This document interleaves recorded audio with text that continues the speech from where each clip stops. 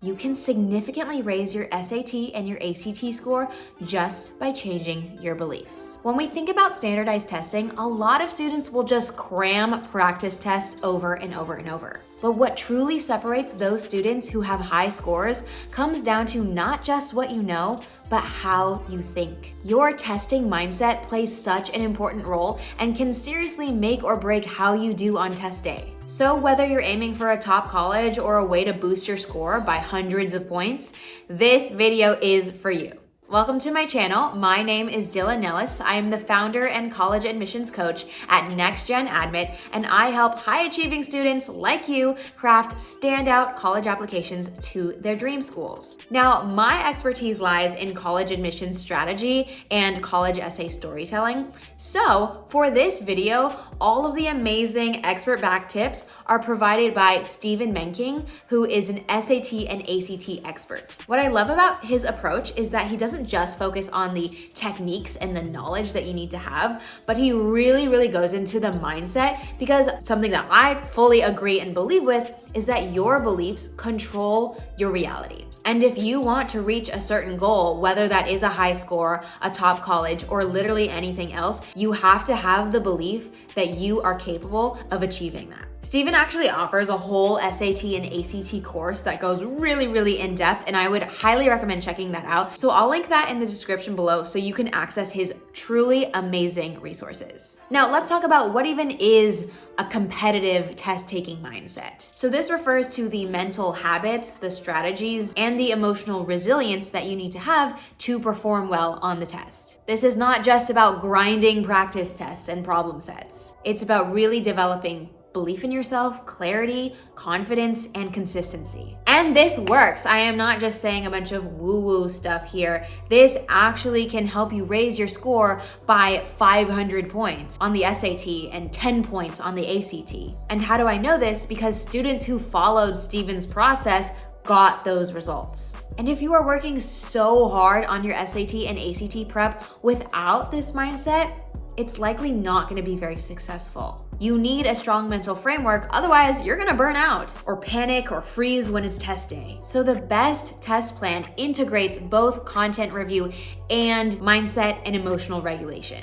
The first thing I wanna talk about is the bad test taker label. I'm looking at you, okay? If you are already calling yourself a bad test taker, you are slapping a label on yourself and defining a certain identity. So then the way that you move through the world is going to try and be consistent with that identity that you created for yourself. So if you say you're a bad test taker, guess what? You're gonna be a bad test taker. You cannot go into the testing room with the belief that you are going to do bad, because it's like the self-fulfilling prophecy, right? You say a bad thing is going to happen, then your brain, even subconsciously, is going to be looking for things to confirm that that belief is true. So that will naturally affect the way that you act on test day. You might not try as hard, you might not think through it in a strategic way, and then you get a bad score, and once again, that confirms your belief that you are a bad test taker. You have to rewrite that narrative and change the belief you have of your own identity. Try saying to yourself, yeah, I'm a good test taker. I work hard, I learn from my mistakes, and I'm going to do really well on this exam. Don't tell yourself that narrative, well, I got a bad score, so I failed, so I'm a failure, because you cannot identify with that. You have to identify with the person you want to become. So instead of saying I failed, say I learned. What did you learn? I didn't do as well as I hoped, but that is information that I'm going to use to do better next time. But you can't just say, I'm just gonna do better next time. You have to, of course, do the work and reflect on what it was that may have contributed to that low score. Whether you had a lack of prep, whether you didn't get good sleep the night before, whether it was your nerves, you need to make sure you do that reflection and then adjust your study strategy according to that. This will help you break this negative cycle so that you can take control of your own testing identity. A lot of people will focus on perfection and procrastination, and how one leads to the other. It can actually backfire if you are striving for a perfect score. Like, just think about it. If you're constantly saying, I have to get a 1600 or else I'm a failure, you are already setting yourself up for failure, because that perfectionism creates a lot of anxiety and a lot of frustration when you don't get what you wanted. You'll find yourself beating yourself up over and over because you didn't get that 1600 instead of looking at whatever score you did get and think, great, this is a stepping stone. I'm so glad that I got this score because now I can improve. You want to aim for consistent progress. It is a growth journey. You're not just gonna go from a low score to the perfect score. You also don't have to have a perfect score to get into a top school. Yes, you should aim for a good benchmark that falls within the range of students who typically get accepted to the school that you're applying for. But you do not have to have a perfect score, and definitely just don't let that perfectionism get in the way of you actually achieving it. Because what happens is perfectionism leads to procrastination. You keep thinking that every time you make an attempt, it has to result in a perfect score. So then you don't make any attempt at all because deep down you're scared. You know that you might not get that perfect score, and it creates anxiety and it creates resistance. So you don't even try and you put it off. Do you see how you're self-sabotaging when you do that? If you keep telling yourself, oh, I'll start tomorrow. Yeah, I'll start tomorrow. I'll do it next week. You are sabotaging months of time that you could have been actually using to prepare in the right way. So the way that you can fix this is just with small daily actions. It doesn't have to be this big grand thing of, oh, I'm gonna study for 3 hours at a time. No, just do a little bit each day, 15 minutes even. Your progress will compound over time, and eventually you will start to get where you want it to go. So that takes me to my next point, which is the all or nothing way of thinking, which you do not want to have. It is not all or nothing. You can exist in this in-between. In fact, you have to in order to get where you want to go. So if you miss a study session or you bomb a test, okay, so what? Allow yourself to feel your feelings, but then you gotta pick yourself back up and try again. Progress is non-linear. This goes for everything, but in this video, we're gonna apply it to the SAT and ACT. So having one bad day does not erase all the effort that you put in before. It does not make all the time you spent wasted. That was information. That was experience. Now you know things that the you before doing all that stuff didn't know. You had to go through that process in order to get where you are now. So you want to adopt a mindset of being flexible and resilient. Go in with those expectations. It is a long game and you're just going to have to progress each time. And it might not, look like that, right? I said it's non-linear. You might do really well and then the next time you do worse than that. That doesn't mean you backtracked. It's very normal to go up and down and up and down and up and down, but ultimately by the end, you're still on this upward trend. That is if you are doing the work, you're studying in the right way with the right techniques, and most importantly, with the right mindset. So there's 3 main components to this competitive test-taking mindset. And the first one is motivation, right? Otherwise, you're gonna end up procrastinating like we just talked about. What I want you to do is visualize your long-term success. Visualization is such a powerful technique, and this is what I actually do personally in my everyday life. This is obviously not related to testing. I will use this for just about anything that I want, any goal that I set for myself. You have to literally close your eyes and visualize your dream scenario down to the specifics. Because in order to reach your goal, you have to know what your goal looks like.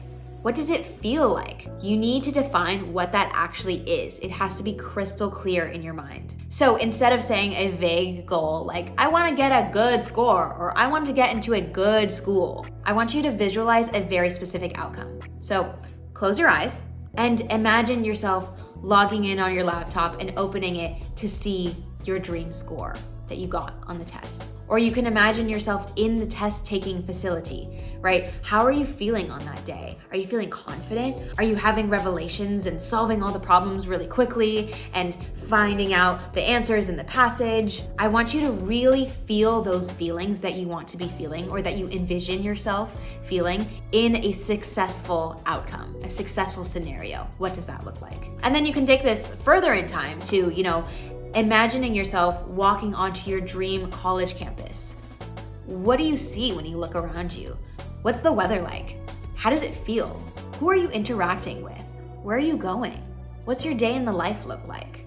By creating these mental images, you are solidifying more belief in yourself, more belief that this is actually possible and can and maybe even will happen. And once you believe that inside, it will naturally create motivation for you to take those steps forward that you need to take to get there. So this isn't some magical thing of just being like, oh yeah, I'll believe I'll do it one day. I'll just be so delusional and then it'll happen. No, it's like once you have that belief, you actually are going to take those steps. You're not gonna sit on your butt. You're not gonna do nothing. You're going to feel more excited, more motivated to do it because you believe that it's actually possible for yourself.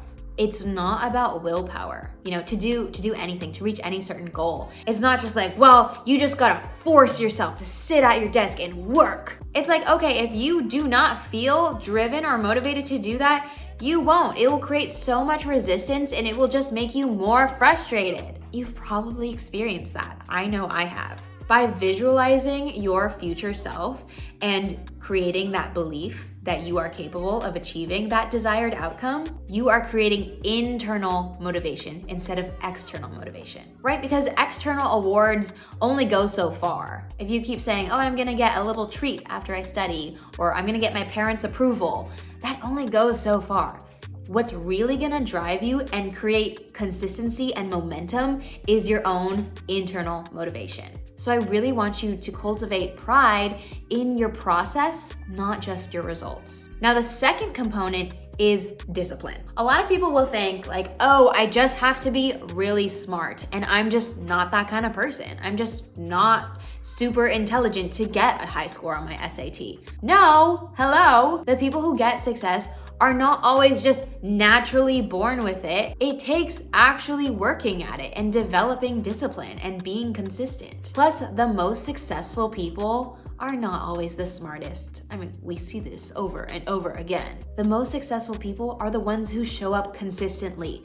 They know that failures don't define them. They're opportunities to learn and grow. Any setbacks that they face, they say, thank you for that. I'm actually so glad that I got this setback or I got this failure because that means that I can move forward. Because the world is granting me a lesson. And if I didn't have that failure, I wouldn't have learned that lesson. So now that you have the internal motivation, you can start applying discipline and showing up and being consistent even when times are tough. In terms of how to actually implement this, you want to create a study plan for yourself. Now, don't just copy someone else's plan. You really want to make sure it's personalized to you and the way that you work. Build a schedule that works and aligns with your own schoolwork, your own extracurriculars, or other commitments that you have going on. You can do time blocking in your Google Calendar so you know from this time to this time, I'm going to be studying.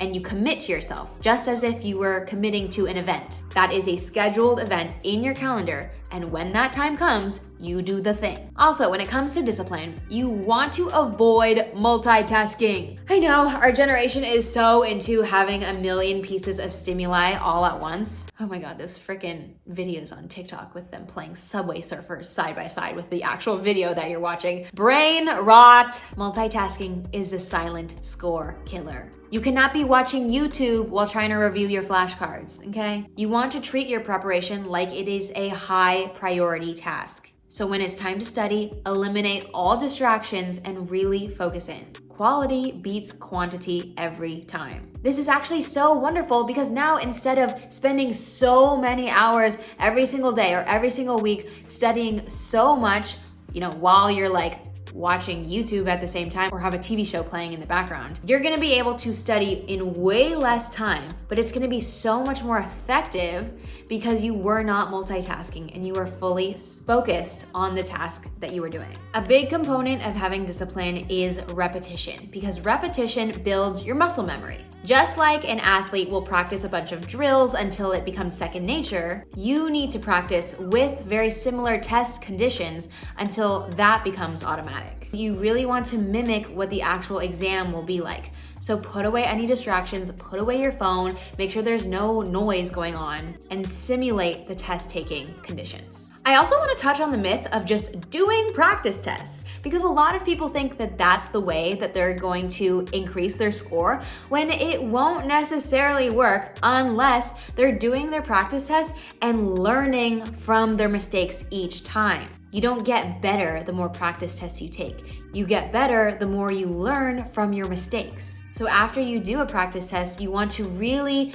analyze all the questions you got wrong and think about, what did you actually miss? What knowledge do you need to teach yourself? And then how can you improve when you encountered a similar question next time? By creating this habit, you are sharpening your mental focus and you're reducing a lot of these autopilot errors, right? Like these errors you just make on autopilot. You don't even think. You have to actually stop yourself and go, wait, why did I make this mistake? And then that will help you start to increase your score for the next time. Now, the third component to a competitive test-taking mindset is stress management. Oh, stress, you know, that thing we all have. Even if you know all of the content, you are so smart, you can still do poorly on the exam just because of stress. When your anxiety spikes, your working memory actually shrinks, and that makes it a lot harder to recall information or manage your time. So you got to start working on your stress management to be prepared for the actual test day. The first thing I want you to do is identify and pre-think